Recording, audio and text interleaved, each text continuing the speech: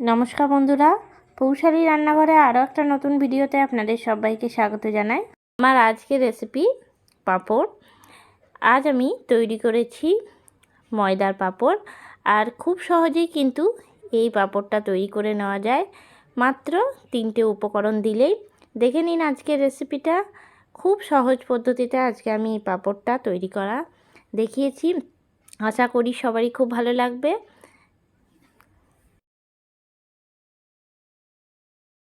ময়দার পাঁপড় তৈরি করার জন্য আমি এরকম একটা কাপে মাপ করে ময়দা নিয়ে নিচ্ছি। আমি এই কাপের মাপ করে 3 কাপ ময়দা নেব।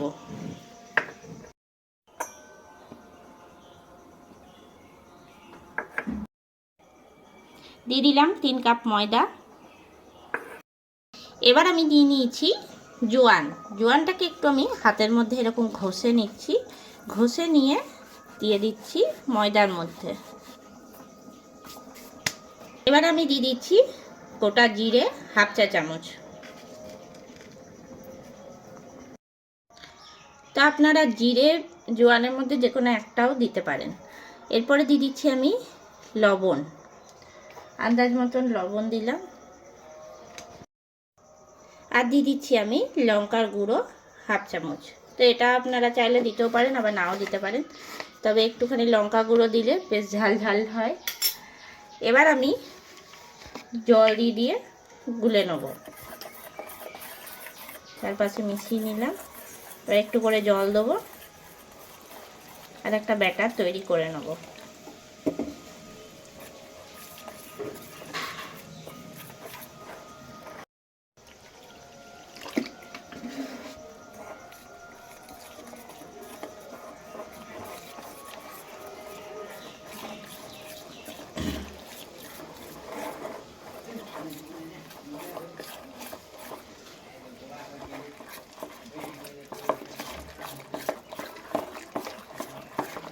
অল্প করে জল দিয়ে কিন্তু ব্যাটারটা তৈরি করতে হবে।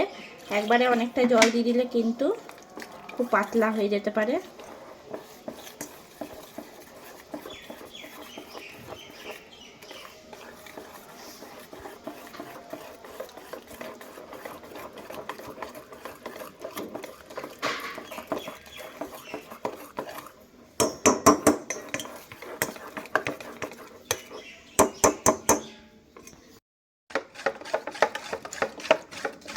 এখন কিন্তু ব্যাটারটা তৈরি করে নিয়েছি, আর ব্যাটারটা কিন্তু ঠিক এরকম হবে।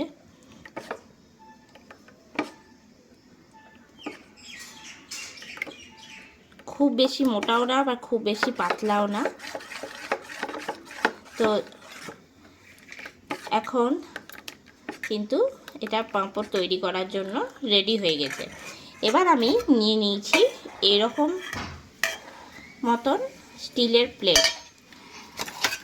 এরকম ছোট প্লেট দিয়েও কিন্তু পাঁপড় তৈরি করা যায়, তবে এরকম সাইজটা নিলে কিন্তু ভালো হয়। তো প্লেটগুলো প্রথমে মুছে নিয়ে আমি তেল ব্রাশ করে নিচ্ছি। এখন আমি প্লেটগুলোতে তেল ব্রাশ করে নিয়েছি।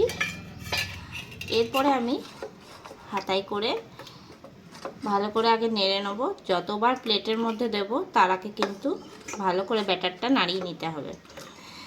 তো ব্যাটারটা ভালো করে নেড়ে নিয়ে যতবার দেব তার আগে কিন্তু ব্যাটারটা নাড়িয়ে নিতে হবে।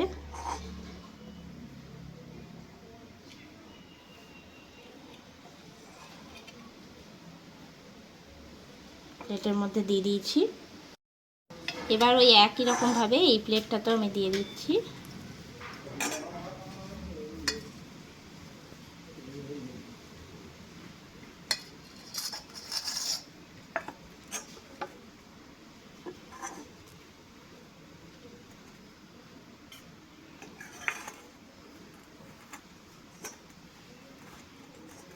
এখন আমি 4টে প্লেট রেডি করে নিয়েছি।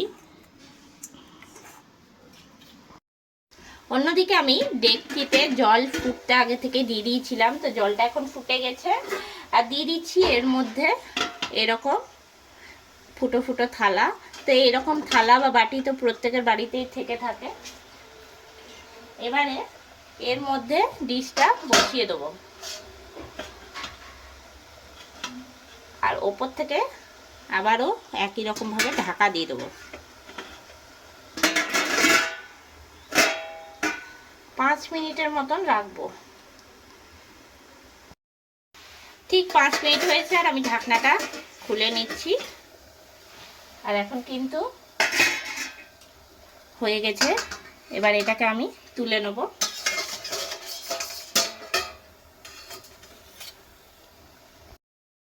এরপরে আবারও আমি দিয়ে দিচ্ছি ছোট ডিশগুলো। তো এগুলো যেহেতু একটু ছোট ছোট হয়ে যাবে আশা করি। না, হচ্ছে না, একটা করেই হবে। আবার ঢাকা দিয়ে দিচ্ছি।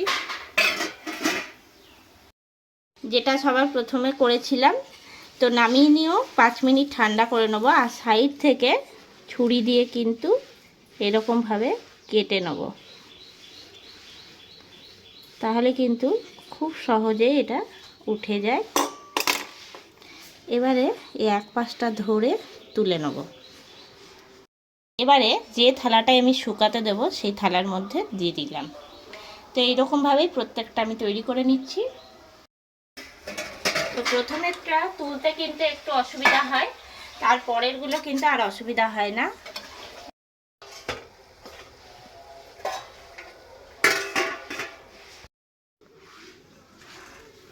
এটা ওই একইভাবে 4-5টা এরকম কেটে নিচ্ছি।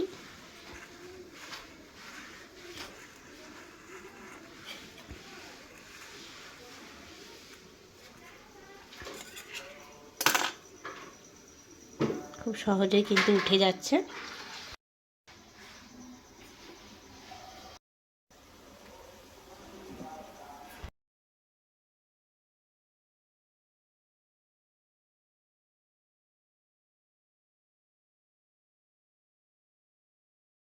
যে ময়দার গোলাগুলো তৈরি করলাম সেগুলো কিন্তু সব ভাপিয়ে নিয়েছি। এবার আমি একটা প্লাস্টিক পেতে নিয়েছি।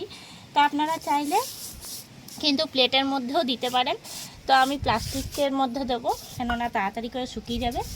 আর এর মধ্যে কিন্তু এখন আমি তেল মাখিয়ে নিচ্ছি, তাহলে ভালো করে উঠে যাবে। প্লাস্টিকটা এখন গরম হয়ে গেছে পুরো। আর এর মধ্যে আমি একটা একটা করে এই পাশ থেকে দিয়ে দিচ্ছি, থালার থেকে দিয়ে দিচ্ছি, কেননা তাড়াতাড়ি শুকিয়ে যাবে প্লাস্টিকে।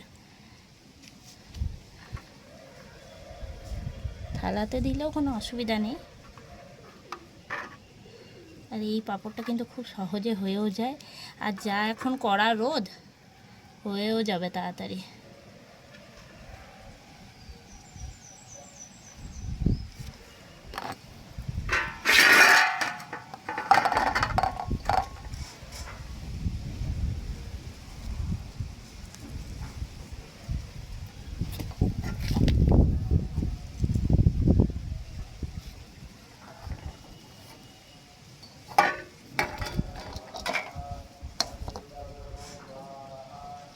এত কড়া রোদ যে আমি থালার মধ্যে দিয়েছি, এখানেই পুরো হতে শুরু করে দিয়েছে।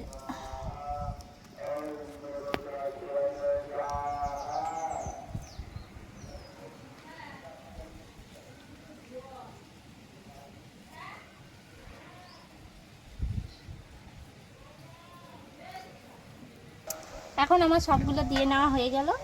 এবার আমি একদিন পরে ফিরে আসছি। একদিনের মধ্যে আশা করি শুকিয়ে যাবে। একদিন পরে ফিরে চলে এসেছি। আর পাঁপড়টা কিন্তু এখন পুরোপুরি শুকিয়ে গেছে। এবার আমি ভেজে নেব। তো যে পরিমাণে রোদ ছিল, এটা শুকাতে আমার একদিন টাইম লেগেছে। এরপর আমি ভেজে নিয়ে দেখাচ্ছি কীরকম হলো। এখন আমি কড়াই চাপিয়ে নিয়েছি আর কড়াইয়ের মধ্যে দিয়ে দিচ্ছি তেল।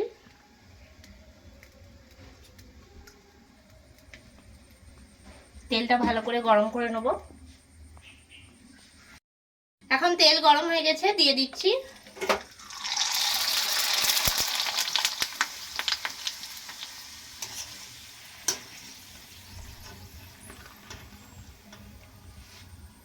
এবার তুলে নিচ্ছি।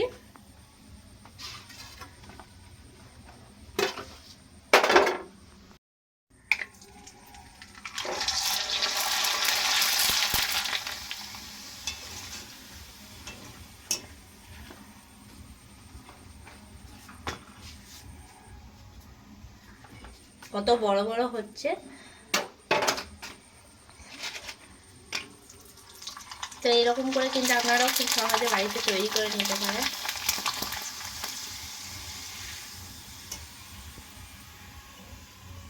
আর আমি এর মধ্যে একটুখানি লঙ্কা গুঁড়ো দিয়েছিলাম বলে একটুখানি লাল লাল হচ্ছে, তো আপনারা চাইলে সেটা দিতেও পারেন, আবার নাও দিতে পারেন।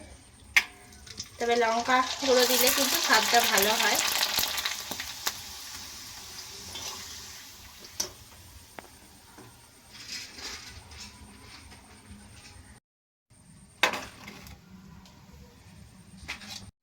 কত সহজে তৈরি হয়ে যায় এই ময়দার পাঁপড়। আর যে কোনো দিনে কিন্তু আমরা এই পাঁপড়টা বাড়িতে খেতেই পারি।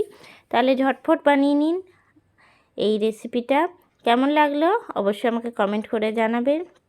আজকের রেসিপিটা ভালো লেগে থাকলে লাইক করবেন, শেয়ার করবেন। এই চ্যানেলের নতুন বন্ধু হয়ে থাকলে চ্যানেলটা অবশ্যই সাবস্ক্রাইব করে দেবেন। পাশে থাকা বেল আইকনটা প্রেস করে রাখবেন সবার আগে নোটিফিকেশন পাওয়ার জন্য। আরও নতুন কোনো রেসিপি নিয়ে হাজির হব।